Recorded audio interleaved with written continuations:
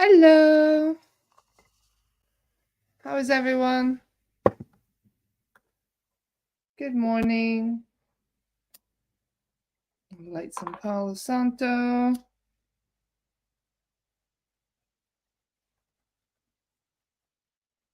How is everyone this morning?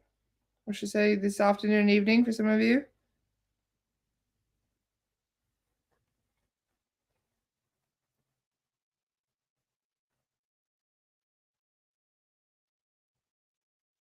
Hi, Michelle. Good morning, sweetie. Just lighting some Palo. Nice to see you, hun. How are you? Did you sleep good? Hi, Amma. I've been meaning to respond to I didn't see your message, Amma. Can you drop me a quick message so your message will be at the top, please? And I'll get back to you as soon as I finish this podcast. I need to add you to our group if you're coming with us to France. So remind me, will you? So I don't forget. Thank you. Hi, Jordan. Hi, Erin. Hi, Chantal. Hi, Leanne. Hi, Lori. Hi, Karen. Hi, Lena. Hi, Tina. Hi, Anya. Hi, Megan. Hi, Ray. Thank you, Amma. Hi, Katya. How are you, sweetie? I'm going to get into making some more Organite this week, and I've been meaning to send you guys some Organite. I'm talking to my admins right now. All of you admins in the group have been so wonderful and supportive, and I want to send you guys a present this week. So I'm going to be working on that. Actually, I just got some new stuff to put into Organite, which I'm excited about. Some new molds. Michelle says, I need a dump truck full of money. Well, you just got to focus on that law of attraction, Michelle. Good morning, Lynn. Hi, Elaine. Hi, Catherine.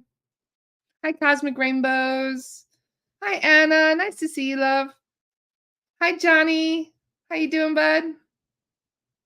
Watch the humidity, Laura. 50% humidity can make your organoids rubbery. See, Michelle, you're just mwah. I love all these little tips. We should be doing an organoid class together, Michelle. We could just do a class where we show everybody how we make our organoids. Wouldn't that be fun? I just got to get her on camera. Michelle is shy. We're going to have to work on that. Hi, Laura. Nice to see you, sweetie. How have you been? Hi, Lori. Hi, Summer. Hi, David. Hi, Pauline. Hi, Krista. So, how is everyone? Did you guys have a good weekend? I saw the Schumann was going a little crazy. Where's my phone? Let's see. Let's check the Schumann. Yesterday, I did notice we had quite a spike on the Geomag. Not really enough to cause any auroras or anything, but it was definitely a good spike we had. Now it seems to be rather quiet at the moment. Saying there's not too much going on, which is nice. Did anybody have any headaches over the weekend? Because I felt exhausted.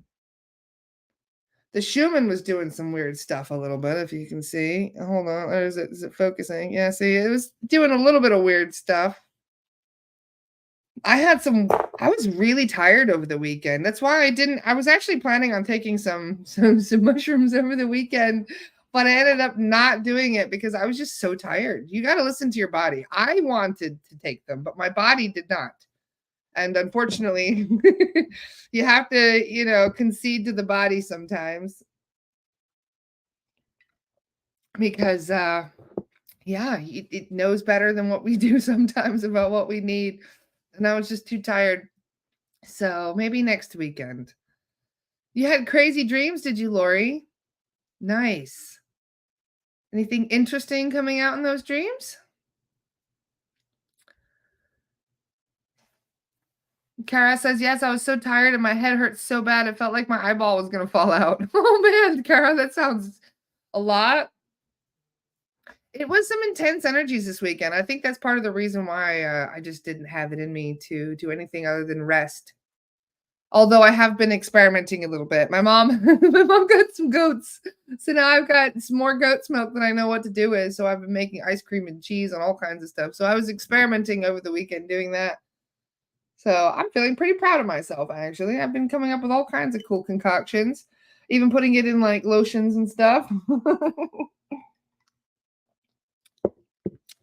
Cosmic Rainbow says, I've been wanting to do mushrooms as well, but my body is simply not letting me do any psychedelics right now. I guess it's for a reason. Yep, that's exactly where I'm at. Although, I'm noticing that microdosing is often better because it doesn't put as much stress on the body. Jessica says Mary Magdalene has been popping up everywhere for me from different sources. I have been having the same thing happen. In fact, she's just about everywhere right now. I got a new book too, which is all the way across my room right now, called The Merovingian Mythos, by a woman named Tracy Twyman. And she's talking about Mary Magdalene and the Merovingians and all that. It's a very interesting book. So it's just nice when you get to have a relaxing weekend. Aiden was hanging out with his cousins all weekend, so it was just me reading books and relaxing all weekend, which was really nice. I needed that. I did do some clearings, chased some beasties over the weekend, so that was fun. Always good when you get to do clearings. And then we had the astral projection class yesterday. If any of you attended that class and you have any questions today, please feel free to drop them in chat and we can discuss them a little bit. Alma says, yeah, I microdose this weekend to take it easy. Yep, same here. In fact, I'm actually going on a hiatus for 2 weeks. No cannabis for 2 weeks, maybe even 3. I go on breaks every once in a while just to prove to myself that I can. But it's good to give your lungs a break as well. So I'll be, I'll be taking a short little tolerance break for a few weeks. Let's see how my dreams get. This is one of the main reasons why I actually appreciate cannabis is my dreams get really, really intense. Like to the point where I wake up going, what the fuck was that? And sometimes it gets a bit much. So the cannabis actually gives me a respite from all of that, which is really nice. But my astral projection doesn't really happen when I take cannabis either. It does not happen very, very easily.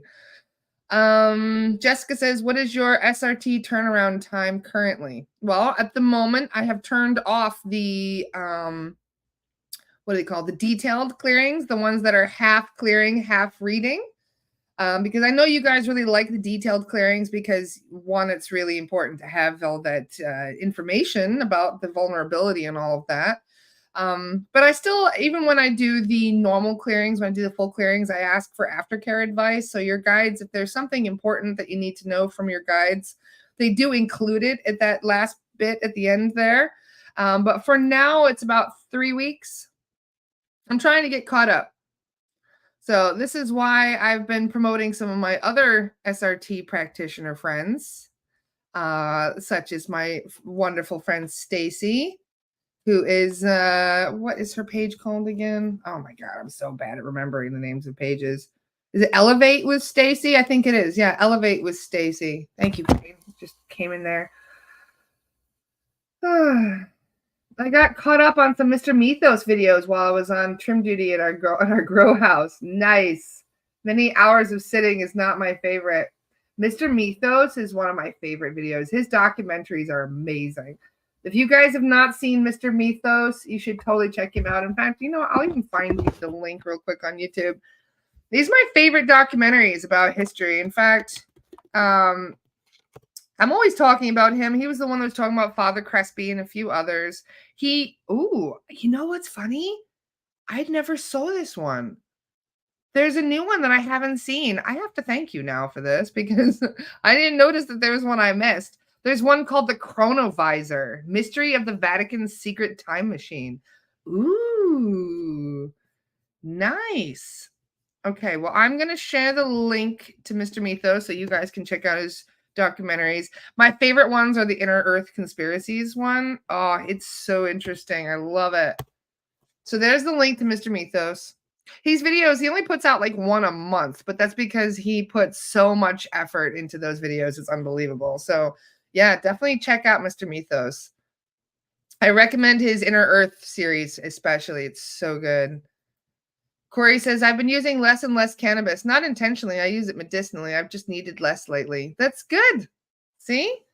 Because remember, you remember what my guides were giving me shit about? They're like, Laura, it's a medicine. You're not sick. You don't need it. And I'm like, but I want it. Because I do love it. But it's the same time, I also realize that it can kind of slow us down. I've got a friend of mine that contacted me. He's my old sous chef, I actually, when I worked at the country club like 12 years ago. And he messaged me and he says, Laura, he goes, I can't smoke anymore because I get violently ill whenever he smokes. And I was like, really? And he's a total normie. So I was like, I have this weird job that I do now where I can find information from your subconscious and from your soul guide. So if you don't mind, do you mind if I just do a little digging as to why you're getting so violently ill whenever you smoke now?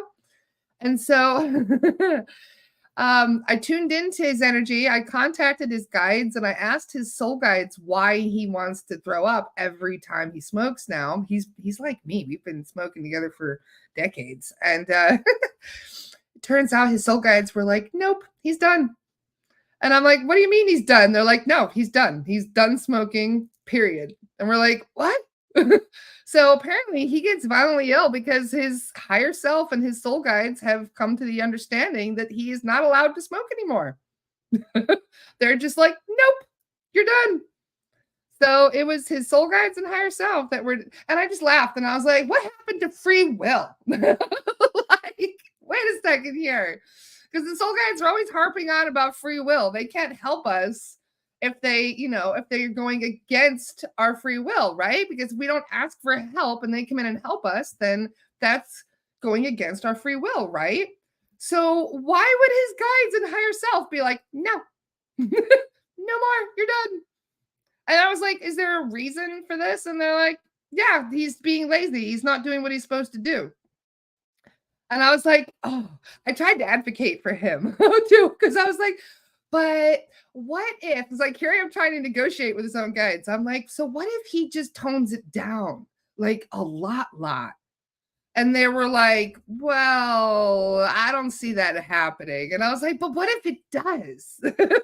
What if I tell him all of this and he says, okay, I'll tell you what, I'll only smoke once a month or something, like what if he just uses it socially? And they were like, I don't think that's gonna happen. I don't think he has the what you call it, the I don't know the word, the gumption, I guess, to do it. Like he just doesn't, he's not gonna do it. He's been smoking too long. And when I mentioned this to him, he was like, shit, I just knew it. He intuitively knew that it was something like this, that he wasn't, they're just, nope, you're done. And they're like, oh, I guess they didn't think he could do it on his own. So yeah, when I told him all of this, he was like, and I was like, man, I'm sorry. I tried to negotiate for you. But yeah, his higher self was just like, no, you're done. Enough is enough. So I've said to my guides, I'm like, all right, well, maybe I should slow down. So that's another reason why I'm actually taking a little hiatus myself. You don't want to abuse it to the point where you'll lose it, if you know what I mean. So Michelle's like, I bought a rowing machine. I'm finally exercising. Please don't take my pot. Yeah, exactly, Michelle. So I'm like, I'll take a break. I'll be good. But yeah, it's one of those things where it does become a crutch. And I've seen this within my own self, so I'm aware. But at the same time, I'm like, it sucks down here. Like, come on, let me keep my one thing, please. But at the same time, they're like, you don't need that one thing. You're abusing it. And I'm like, no, I'm not. No, I'm not. I swear. It's so funny. Old habits do die hard. And I have been smoking it for 22 years. So yeah, I mean, I am trying to do more responsible things because I am still a teenager in many ways in my own head. The fact that I love cannabis and mushrooms and video games so much. So it's like that part of me also keeps me young in a way. Like it's hard to explain. So I don't really apologize for the things that I'm still working on because I'm like, hey, we're human. We still have things that we like that may not be the best thing for us, like sugar, etc. So to each their own. But if it was down to like giving up cannabis or sugar, I would say goodbye to sugar forever. I would be like, see ya. I'll never touch that again. Like giving up alcohol was easy for me. I had no interest after a while drinking alcohol, finding out what alcohol does to you, what does to your etheric, to your body. I just said, nope, I'm done. And it was gone. But cannabis, I'm like, no, please don't take it away. But to each their own, we all have something that is a vice. In fact, I was laughing with the soul guides because one of the soul guides that I was working with at that time lived in the 10th century, right? It's a long story. I'm going to try and invite him on here. He's quite shy. I'm talking about Ruth's soul guide, King. He's lovely. I'm always very excited to work with him. So I was laughing and I'm like, come on, even back then you had something that was, take off the edge. And they're like, yeah, we did have a bit of a tipple. I was like, yeah, see? So there's always something, that we're always working on trying to get rid of. Katie says, all I've got left is weed and coffee. Leave me be. Yeah, exactly, Katie. That's how I feel as well. Like, man, just let me have my little thing here. Giving up alcohol can be really difficult for some people, though, and everything in moderation, I guess, is really the answer. If you're not moderating things, that's where you get yourself into trouble. So really, no matter what your vice is, as long as you're learning to not let it rule your life, rule your day, so that way if you go without it, that you're like, oh my God, I need it. That's the part where it gets bad. If I run out, I'm like, I'm out. I guess I'll get more later. Like, that's the attitude you got to have with these things. Indifferent kind of, it's the stress of not having it. That's also a big part of the negative side of it. Jessica says, I'm slowly coming to the point where I'm not needing alcohol to have fun every weekend. Take my pot, so I needed something else. They did tell me to switch to Blue Lotus, but to be honest, Blue Lotus is, after using cannabis for 22 years, I'm like, Alma says, does wine count as spirit? Absolutely. It totally does, my love. Yes, it does. It is fermented grapes, yes, but I mean, if you think about it, vodka is potatoes. Like, you wouldn't think that potatoes can be so corruptible, but they are.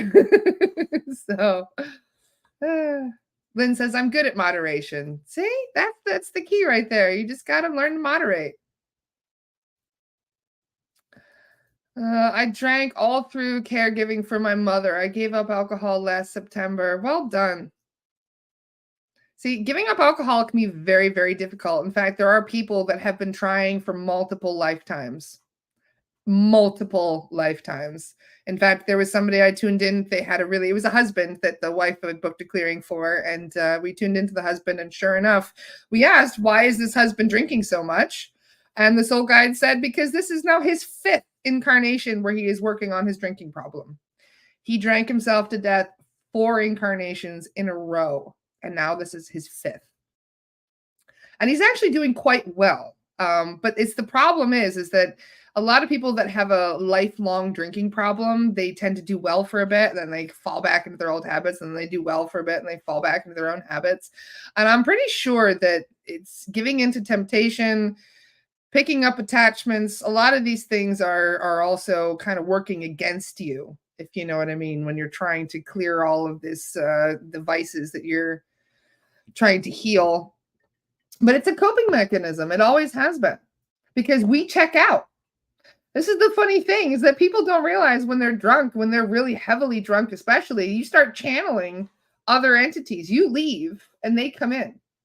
So whether or not you're channeling an earthbound, whether or not you're channeling your own subconscious, because that can be a thing too, but it's not really you. Once you've gotten to that point where you're like, boop, nobody's home, there's something else that comes through. Or you just fall asleep and pass out. I've seen it so many times, people's eyes changing when they're really drunk. Alcohol is destroying my brother-in-law's brain. It's really sad and it's so fucking frustrating. I can imagine so, Jordan. This is the thing. I really do feel that the reason alcohol is still legal is because it's so, detrimental to society. They keep us, it's like bread and circuses and booze, those are the 3 things that distract us the most. Yes, they don't always heal the root. which is always in childhood to go back to the alcohol and drugs. Yep. Yeah, a lot of times we're breaking a cycle. It's not just you, the soul, that is working on the issue. There's a lot of people that choose these kind of families, so that it's a challenge for them to try and break that cycle, to break the generational curse.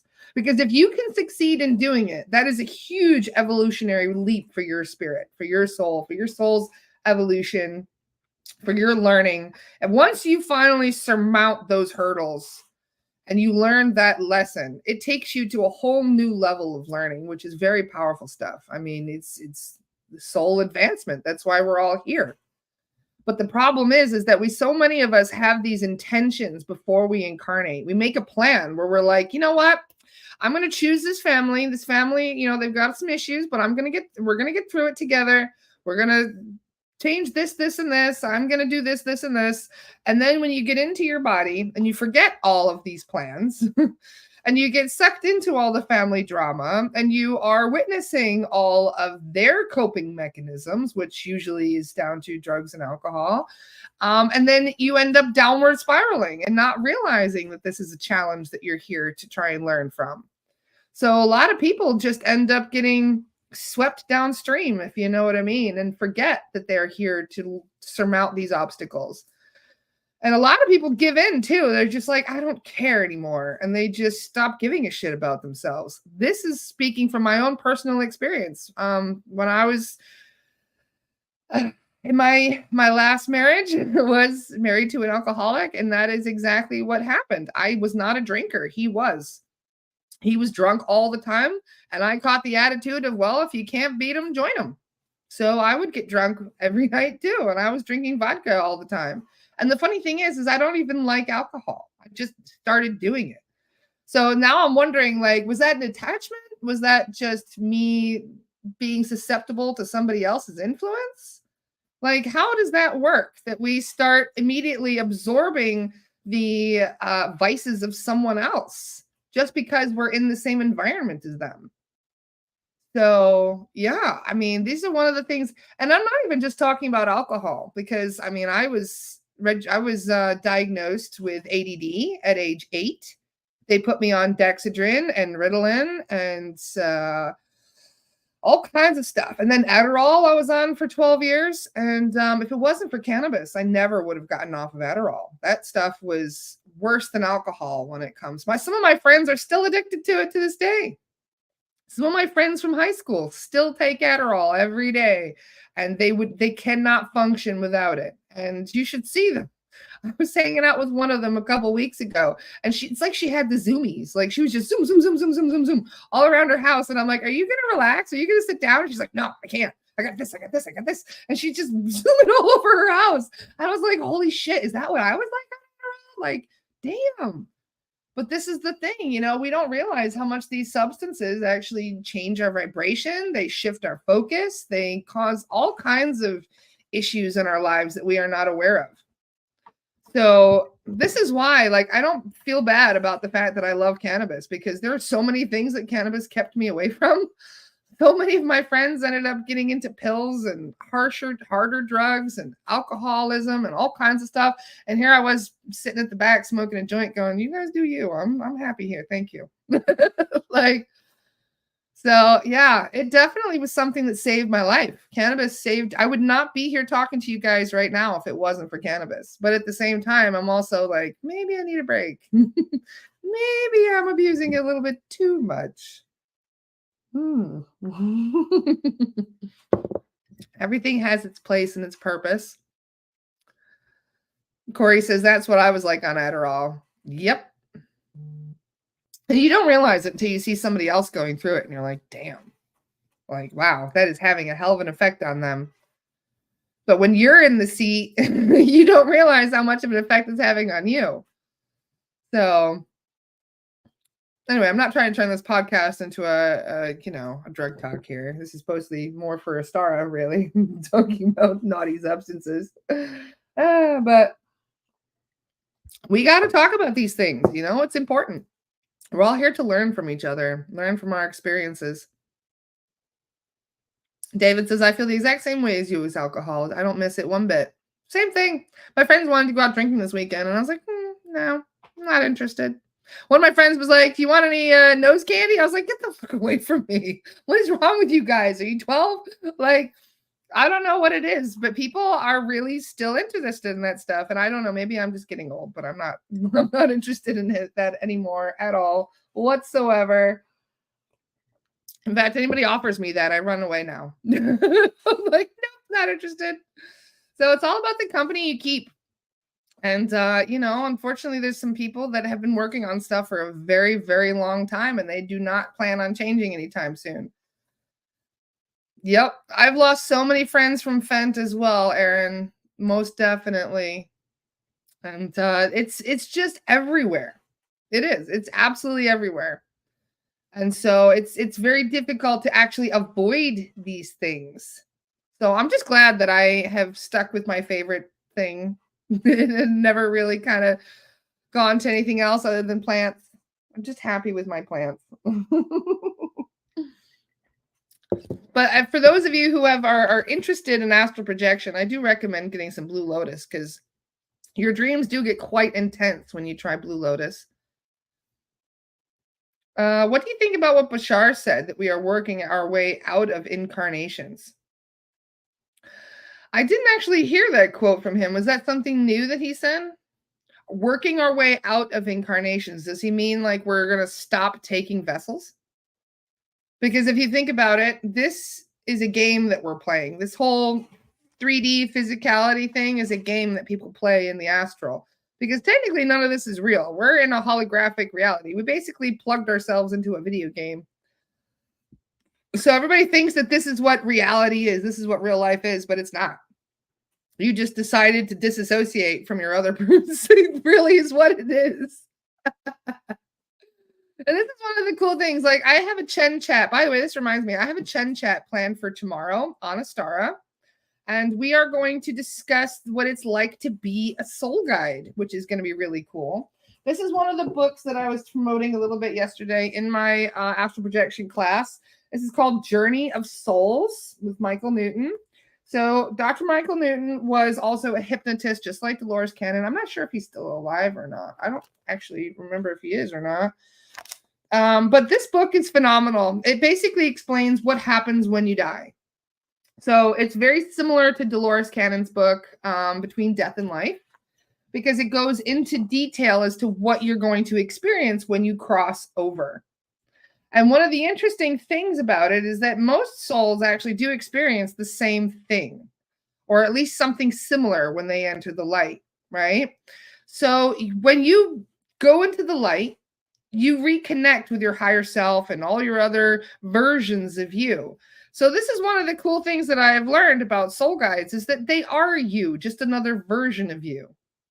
So every time you take a new body, you create another split, another version of yourself, right? So whenever we are tuning in, like for example, when my friend Ruth goes under hypnosis, not hypnosis, it's basically self-hypnosis in a way, when she goes channeling and her soul guide comes forward, her soul guide king, that is another version of her, right? Because every time you take a new body, you create a new version of yourself. So when you die, you actually get to visit other versions of yourself. They don't kind of mesh back together, you know? So it's kind of like how Chen is another version of Andy. It's just like that. So your soul guides are other versions of you that are not currently incarnated in physical form. Aubrey says, how do I get on Astara? I've heard you talk about it multiple times, but I'm not familiar with it. So Astara is the community that we have created. Astara community.com. And you access it on something called the Mighty Network. So if you go on astaracommunity.com, you create a login, and then you download the app. It's called Mighty App. And once you put in your login details that you created on astara.com, you get into the app, and then you see the Astara network that is on the Mighty app. Okay, because there's a lot of different networks that are used on Mighty. So once you join in, you actually are able to access all of our content. And we have so much content on the Star, it's unbelievable. Like we have mentors from all over the world that are doing workshops. We have soul guides that are giving talks all the time. In fact, I'm doing another talk with Chen, who is a soul guide tomorrow. My mentor, Andrew Porter, has a soul guide named Chen, who we talk with quite frequently. And he's just amazing. All the information and insight we get from Chen is really exciting. And he also does healings, etc. So tomorrow on Astara, I will be asking Chen to do the same thing, do another healing really quick for everybody that's watching. But then we're going to introduce some new information, I believe, because there's a lot of questions I have about soul guides. Like for example, do they get time off? Do they get to spend time with their soul families if they're not working? Do they have, obviously we have multiple soul guides. So do we choose them before we incarnate, or do they just kind of be chosen by the higher self? So there's a whole lot of really interesting things that we could be doing some digging into when it comes to just like I said, the afterlife and how soul guides actually live. Because if you think about it, just because they don't have a physical body doesn't mean they don't have a life. Of course they do. They're just not using a physical body. They haven't jumped into another vessel. They haven't caused another disassociation to occur. Because every time you take a new body, you are in effect creating a new disassociation of yourself, of your higher self, another version of you. This is why you don't retain your memories from your past life, because they're not downloaded into your new body. So there's so many of us that are connected with our spirit teams all the time, not realizing that our spirit teams are us, just on another level. So they're asking if I'm on a star today. I don't know. I haven't checked. My schedule is kind of crazy lately. Oh, look at that. I am on Astara. Imagine that. Okay, so yes, I'm on Astara at 11. So I'll switch over there in 25 minutes. And then we also have Loy who will be on Astara today. Loy will be doing Magical Mindful Mondays at 1:11. And then let's see, we got all kinds of goodies. We have the chat with Andy and Chen will be on there tomorrow, which is going to be the lives of soul guides. Like I said, we're going to ask all kinds of questions. And then Siddhartha will be on the podcast Wednesday, so that's exciting. So we have all kinds of goodies that are coming up. And we do a lot of these talks on Astara because it's kind of like our safe space. We can talk about whatever we want on there without Facebook penalizing us. Cara says, one of my soul guides is a mother I had in Polaris. It's the best. She has the most beautiful light. Oh, I bet she does. That's wonderful. Michelle says, there are about 1,000 versions of me. I would not surprise me one bit. Especially those of you that have been on this, that have been around for a long time. When they give you messages, what are you supposed to do with the info? I write them down. It just doesn't make sense. Maybe someday. Well, always write it down. That's the right thing to do because you never know. It may not make sense now, but it'll make sense later. Or maybe it'll make sense to somebody else. So always write it down, keep it for later and see if it makes sense later. I'm curious how free will and spirit world is affected by the DNA manipulation and how that relates to our reincarnations on Earth. And if it's I signed up for it until I'm done sort of thing, or if I can change my mind after each life. Well, this is what Michael Newton and Dolores Cannon have both said about our plans for incarnation, that we choose a whole lot of things about ourselves. We choose our name, we choose our family, we choose who we're going to marry. We agree to having certain children. We agree to all kinds of situations that may pop up in our lives.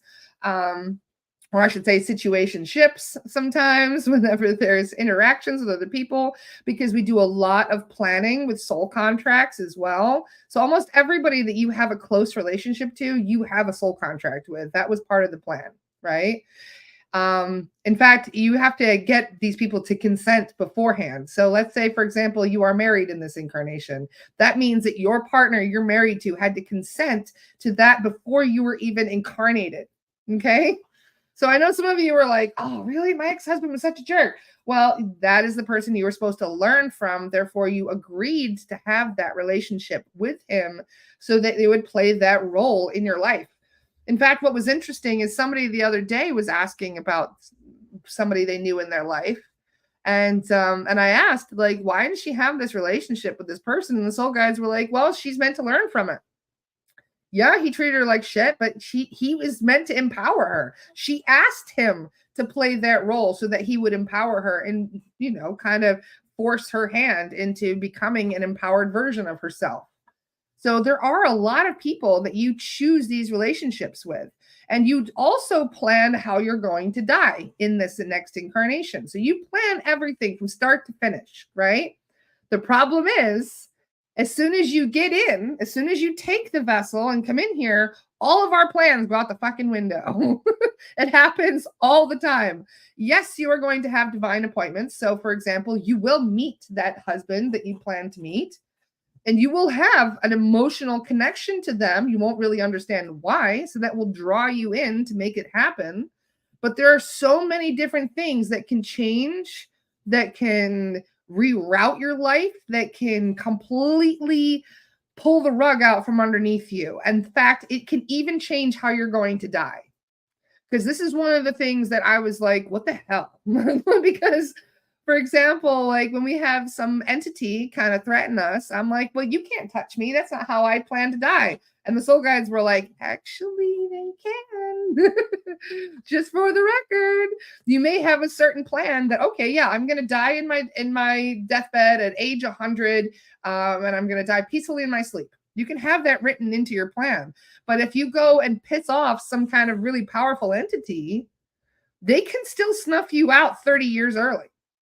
This is something that I had to come to terms with. So it's not only can you change your plan, but outside influences can also change your plan.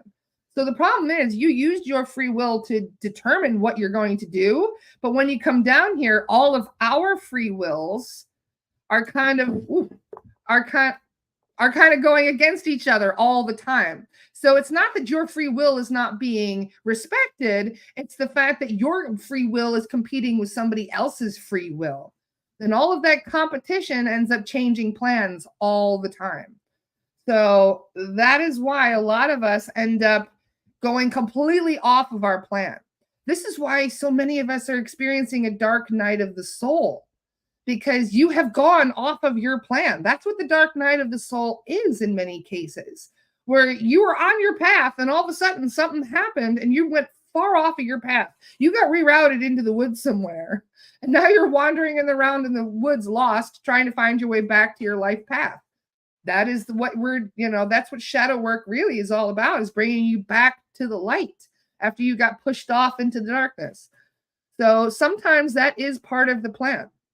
Sometimes these things actually are soul contracts and situations that you chose to create in your life, but there's a lot of stuff that we did not choose. We did not plan. And this is something, and I remember asking Chen about this. I was like, is this true? Like they can cancel how we're going to die? Like they can change our plan? And Chen said, yes, absolutely they can. And you know what example he gave me? He goes, research the Dulce, New Mexico bases. And as soon as he said that, I was like, fuck, now I get it. Because I know exactly what's happening in Dulce. Dulce is where they kidnap a lot of people and do experimentations on them. So I asked Chen, I was like, does that mean that the people that are being held captive in those DUMBs, those underground bases, they did not consent and it's not part of their plan? And he agreed. So I'm like, holy shit, this is why they're telling us to keep our head down in the fucking trench. Because they don't want us to fall into those, those traps. And so, yeah, you may have a set plan, but that plan can change at any given notice. And this is why it's so important for you guys to really know what you're doing and to listen to your intuition, because you will get warnings all the time for stuff. But whether or not you choose to listen to that warning is all down to your free will. So, as Brenda says, we have multiple exit points. We take one when finished, but knowing when is finished is part of the fun. Yes, very true. I like to use the analogy of those like choose your own adventure books. Do you guys remember those choose your own adventure books back in like the 80s, 90s? Where like if you wanted to follow Jimmy down into the basement, you go to page 5. If you want to go and run out the building, you go to page 12, you know? Like this is one of those things where you can like choose your plan. You may have multiple paths available to you, but the future is technically also set in stone because the past, present, and future are happening simultaneously. So, what we're all getting to choose is which version of the futures we want to experience. So, there's alternate realities where some of you may have died as an infant. There's alternate realities where some of you live to be over 100. And there's alternate realities where some of you will have wonderful lifetimes and others where everything goes to shit. So, which version of those lifetimes you want to experience is all down to the law of attraction, what vibration that you are, what frequency you're vibrating at, and all about what you have chosen between incarnations. Because, like I said, choosing stuff does kind of, your pre planning does have quite a substantial effect on how your life is going to go. But it's not everything. Like I said, plans change all the time. Any one of you can change or cancel any of your soul contracts. So for those of you who may have difficult people in your lives, especially when it comes to family members, sometimes the actual lesson is just how to get rid of those people. Because so many of us drag them with us from lifetime to lifetime because we don't forgive, because we're still working out karmic bullshit. And so when we realize this is when we're like, no, I'm done. I'm breaking that contract. I have no interest in finishing this contract with this person. I appreciate all the lessons that I have learned from them, but I am done. I do not want to have to, they can learn these lessons with somebody else. I have already learned my side of things. And then you forgive them and you move on. And then all of a sudden you realize your life gets a hell of a lot easier. And you wonder that you have finished your contract with them. So this is one of the things that we have asked. This is one of the most common things people have asked for their spirit release therapy sessions is, do I have any karma? Do I have any soul contracts that I am still working on? Most of the time, the soul guides will say no. Most of the time when I'm realizing that they can just say, no, you're done. We just cleared it for you. So as long as you don't go bringing in new karma, then you're clear. I can't tell you how many times people are messaging me going, I need to make sure I don't have any karmic attachments. I need to make sure I don't have any difficult contracts. And then we tune in with the soul guides. I'm like, do they have any karma? No. Do they have any contracts? No. Then why are they stressing about karma and contracts? I don't know. The soul guides are like, I don't know. They're just worried about it, but no, they don't have any. So the funny thing is so many people are concerned about those, but they're actually, your concern ends up manifesting more of them. So as long as you set healthy boundaries, as long as you do not harbor any animosity towards somebody else, as long as you have forgiven the people that have wronged you, your slate is probably already clear. So just working out our difficult relationships, getting to the point where we forgive the people that have wronged us, you won't believe how much of a weight it will remove from your shoulders. It really does. So much. So, and I know some of you have very difficult families. I have some difficult family members myself that have made my life very complicated. But, you know, even if you can't cut them out, you can still have boundaries. You can still forgive. You can still, you know, even if they aren't working on themselves, you can still cut that contract. So, for example, let's say that you have a very difficult relationship with a sibling, right? And you have forgiven this sibling. You have no animosity or negative, opinions about this person, but they're constantly sending you negative stuff. They're constantly making you feel like shit. That is when you can just cut the contract and be like, no, I'm not doing this anymore. I respect you. I love you. I appreciate you. I am grateful for all the things we have learned. But even siblings and other family members, you do not have to stay in contact with that person. In fact, some of the time, that's actually the lesson itself, is to cut them out. So I'm not saying that this is the best solution, obviously. Sometimes this is just the best solution for somebody that's dealing with narcissism and other issues. Um, but you'd be surprised how much forgiveness, how much power is in forgiveness, and how much it will actually make your life easier forgiving people that screwed you over because you're releasing yourself from all of that shit. So, forgiveness is probably one of the most important things that we can do for anyone, whether or not it was a school bully that you haven't thought about in 30 years. Write them a little note and just say, I forgive you, blah, blah, blah. You don't have to send it to them. Anybody that pops up in your own mind and you think about, okay, yeah, I may have some healing that I require with that person still, write them a letter. Explain to them in the letter how they made you feel and why you're setting these boundaries. You do not have to send it. You can even burn it. Exactly, Aaron. Burning it releases it to the universe, right? So that way you're not going to keep that energy stagnant around your house. So you're releasing it. And this is actually a very powerful thing for you to do. As Chantel says, forgiveness is a gift we give to ourselves. 100%. Absolutely. So, and yes, Alma says last time Chen even said that sometimes we need to stop connecting with family members. This is one of the things, right? Like, keep in mind that sometimes the reason they're in your family is because you are still working shit out. Because, for example, like I've told you guys many times about this one case that I learned about in the hypnosis training, where that young lady who was estranged from her family and she went into a past life trying to find out why, and it turns out that her father had murdered her in a past life. And a lot of people do not realize that we do not repay murder with more murder. Sometimes this is what happens. We do a tit for tat thing where somebody kills us and then we're like, oh, that was bullshit. I'm killing you next time. And then we make an agreement where you would murder me and then I murder you. And then we're constantly doing it back and forth. That happens all the time, this tit for tat thing, right? But then when the two souls get to the point where they're like, all right, maybe we got to fix this. Maybe we got to work this shit out.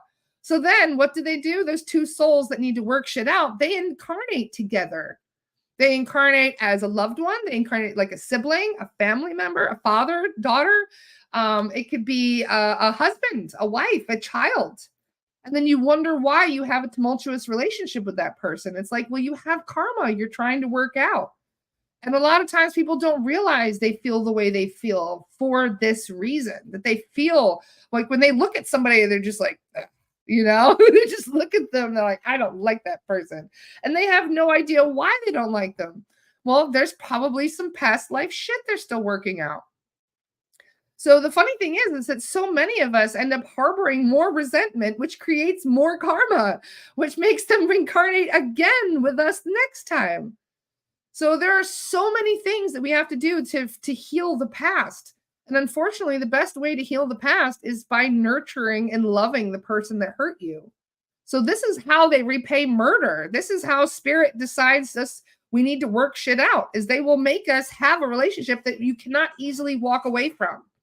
Whether it's a sibling relationship or a parent-child situation or, any of these things where you have a very close kinship with this person, but the relationship isn't easy. There's probably a reason why for that. They're making it so you can't walk away. So you have to work it out. So this happens for so many people. I love how there's 111 people watching right now too, as we're talking about this. Courtney says, well, I had a mushroom trip to show me my father killed me in a past life bar fight. The last thing I said to him was, I know what you did. Wow. That's some heavy shit, Courtney. But this is usually how it happens. We end up coming in to work things out. I really want to know my past life stuff with my husband. A medium can tell you, and anybody that reads the Akashic records can tell you. I did actually have this thought, because I was murdered in a past life. It's a long story, but in the incarnation before this one, I should say the linear incarnation before this one, in the 60s, I was murdered for, it's a long story, for speaking up about stuff that I probably shouldn't have. And it's a long story, but I was really badly tortured and black bagged and et cetera, et cetera. And I still remember the faces of the three men that did it to me. I still remember their faces because of my astral projection experience when I went and saw them, when I re-experienced all of this again. I remember their faces. I have their faces in my head. And the funny thing is I'm pretty sure I've run into them again in this incarnation. And every once in a while, I think about them and I see their faces in my mind's eye, and I just think, "Oh, man, I'm still healing from that." And I do. It's funny how often I can actually feel old wounds popping up from that incarnation because I remember where they tortured me and how. And the funny thing is every once in a while, it does pop up and you can feel those old wounds. And you realize that there's so much from the past that we are holding on to and we don't even realize it. Whether or not it manifests as a phobia, whether or not it manifests as, I mean, some people even manifest as a birthmark. I got shot in the head right there. See, there's my little birthmark. I have other birthmarks as well, and then I find out that they were injuries in a past life. So there's a whole lot of stuff that we are carrying around with us from past lives that we don't even realize that we're carrying these things around. A huge portion of who you are as a person is actually who you were in a previous life, which is kind of crazy. Chantal says they ain't gonna shut you up in this life. No, they're not. At least I hope not. They're gonna try. They've already tried a few times. But this is the funny thing, this is why I've always have such an excitement about being a pain in the ass with the cabal, because they were the ones that took me out last time. So this is also another reason why I'm keeping my head in the trench this time, because last time I did not. I was involved with the Kennedys last time. It got really ugly. So this is the reason why I got black bagged with my last incarnation. And I laugh about it now, but man, it was not very nice what they did to me. So, but the cool thing is, and I asked my soul guides, I'm like, why did I experience all of that again? And they were like, because you healed from it, because this allowed you to heal from it. So if you guys ever have any weird birthmarks or anything like that, you could actually ask your soul guides and check the Akashic records and find out why. Brenda says, my son has 2 big marks, one on each arm below the wrist, actual crucifixion spots. I'm like, well, this is all, what's crazy is it's funny you bring that up, Brenda, because somebody I cleared last week was a victim of crucifixion. And he's not having an easy time in this incarnation either. He's a poor little guy. He's about 11 now, but he was crucified in a past life for stealing gold too. It wasn't even something big. And he was also, he has birthmarks in the palms of his hands and his feet as well. And he had a strawberry mark, I'm guessing, like on the back and his back shoulders as well. Who knows what that is? Aiden was also born with a strawberry mark, which is like a birthmark that goes away. So yeah, I'm telling you, all of us have been through some shit. We really have. So it's like the more you are getting to know yourself, the more you're getting to know your past lives, your past history, there's certain things that you recognize in your current life and you're like, oh my God, that's why that is the way that is. Okay, good to know. Anybody else born in any strawberry marks or any what's really cool? Do you ever see the blue marks? Check this out, right? So like Genghis Khan's lineage, they always talk about the Mongolian blue marks too. So some of us have really unique birthmarks on this planet. Blue spots. Try not to show naked babies on here, but you see what I mean. Hold on a second. So there are babies that are literally born with blue marks on them. It looks like that. And they're huge. And they're blue. They look like a big bruise, but they get very blue, like very, very blue. You'd be surprised how blue they can actually get. And you're like, why? Why is it? And I laugh to myself. I'm like, what if they're baby Andromedans? What if they have like Andromedan DNA? And that's why they're coming out blue. But it's only like that corner of the world. Like it's very rare. You always see like strawberry marks here, but they get blue marks there. Like it makes you wonder what that is.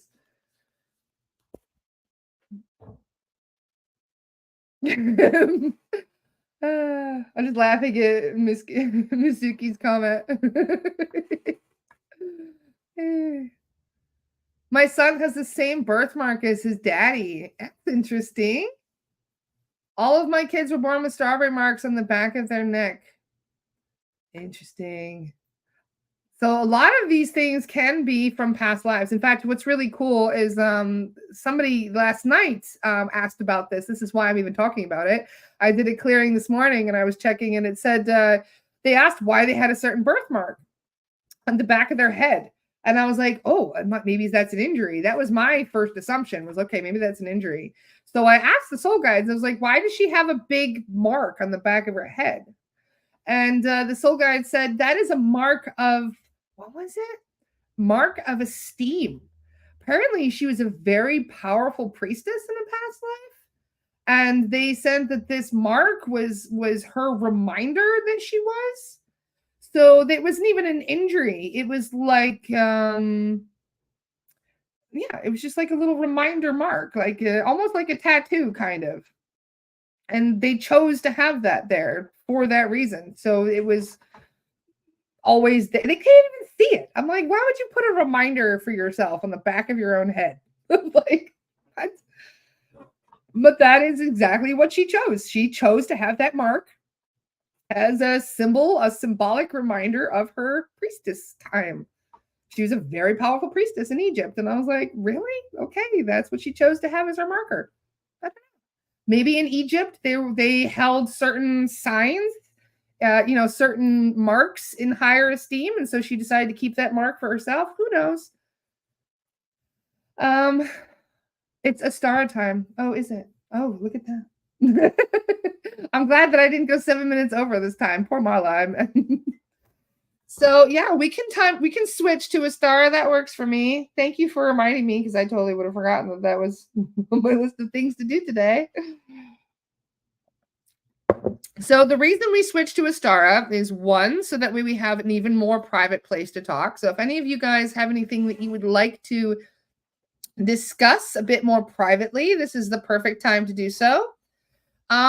And yeah, if any of you guys have any questions or anything that you want to discuss, any questions, especially about astral projection from the class yesterday, this would be a great time for you to come and join us and check it out. So, like I said, if you go to astaracommunity.com, you fill out the, is it a paid one? I can't remember. I can't remember if this is the free or the paid one. But either way, if you go on astaracommunity.com, fill out the thing, get a sign in, and then go to the Mighty Network on the Mighty app, and you should be able to log in just fine and be able to watch our chat and join in. So I love you guys. I hope you all have a wonderful day today. I will see you on Astara in just a moment. And don't forget that Loy will also be on doing some readings today at 1:11 today. So if you guys would like to join in and get some free tarot readings from Loy, that would be wonderful. So don't miss out. And tomorrow we're doing a chat with Andy and Chen. We're going to be asking questions about what it's like to be a soul guide tomorrow. So we'll get lots, and you guys will be able to ask questions as well. So, mwah, I love you all. I will see you soon.